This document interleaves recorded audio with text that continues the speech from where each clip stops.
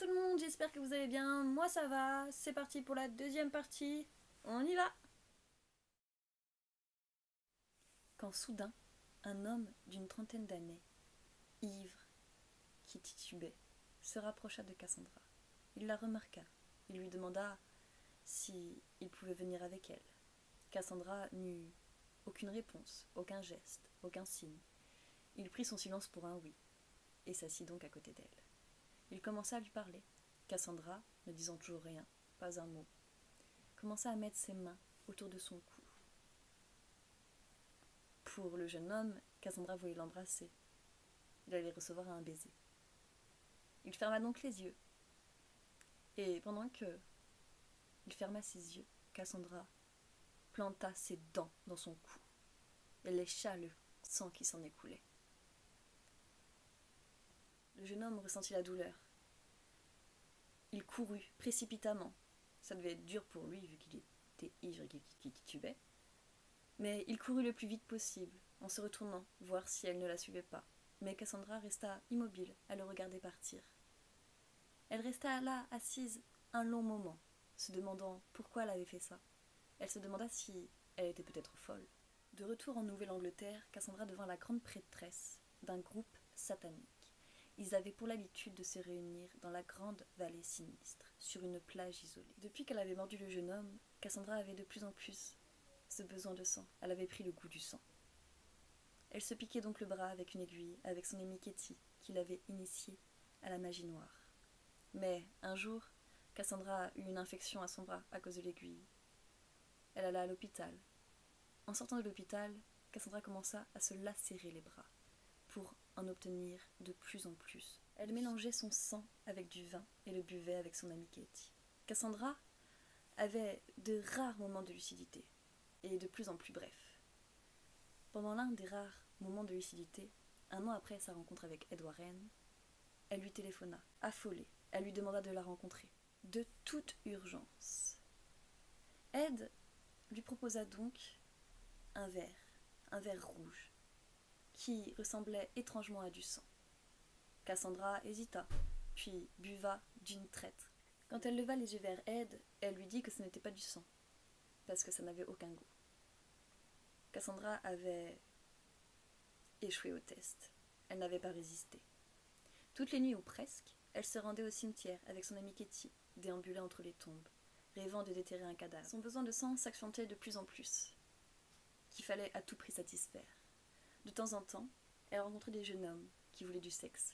Elle acceptait d'avoir des relations sexuelles avec eux, mais dans la grande vallée sinistre, sur la plage isolée.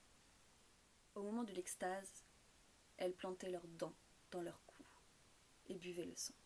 Cassandra continuait de dire des messes noires, bien plus profanes, en l'honneur de Satan.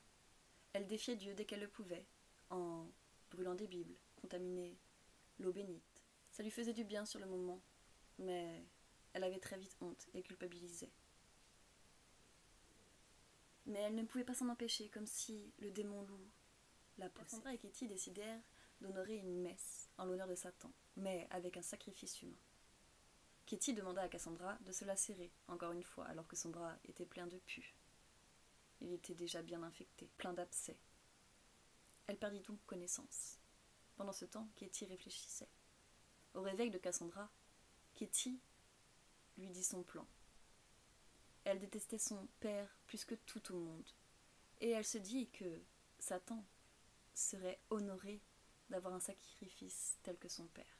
Elle avait tout planifié, jusqu'au moindre détail. Elle expliqua à Cassandra qu'elle le poignarderait et qu'elle le couperait en morceaux, puis le mangerait. Elle se mit alors à changer de visage, avec des yeux qui étaient de plus en plus gros, et elle se mit à rire, avec un rire maléfique. Cassandra eut peur et courut à toute vitesse, s'en allant, partant, rentrer chez elle. Elle se promit de ne plus jamais parler à Katie. Elle se promettait de plus jamais la revoir et de plus jamais faire de rites sataniques. Mais Cassandra tena une semaine. Puis, elle recommence. Elle se retrouva sur la plage, isolée, au bout de la vallée. Sa voix s'éleva dans la nuit, récitant les mêmes rites sataniques. Les participants burent du vin, mélangé à du sang, et dansèrent en l'honneur de Satan.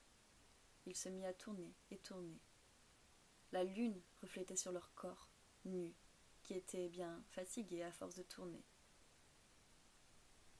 Ils tombèrent tous au sol à force, par épuisement. Cassandra resta là, immobile. Dans un instant d'ivresse, Cassandra avait oublié la lettre qu'elle avait envoyée. Dans un moment de désespoir. Dans ce message, Cassandra lui expliqua qu'elle était allée bien trop loin et qu'elle avait peur de ne jamais s'en sortir. Elle ne voulait plus tuer personne, mais la contrôlait. Elle ne pouvait pas revenir en arrière. Quelques jours plus tôt, elle avait revu le démon loup dans le miroir. Celui-ci lui dit qu'elle allait mourir. Mais elle n'avait pas envie de mourir. Elle avait désespérément besoin d'aide. Besoin de l'aide de Ed. Mais malheureusement, quand Ed reçut la lettre, il était bien déjà trop tard pour Cassandra. Voilà, j'espère que la deuxième partie vous aura plu. Du coup, on se retrouve pour la semaine prochaine pour une nouvelle histoire.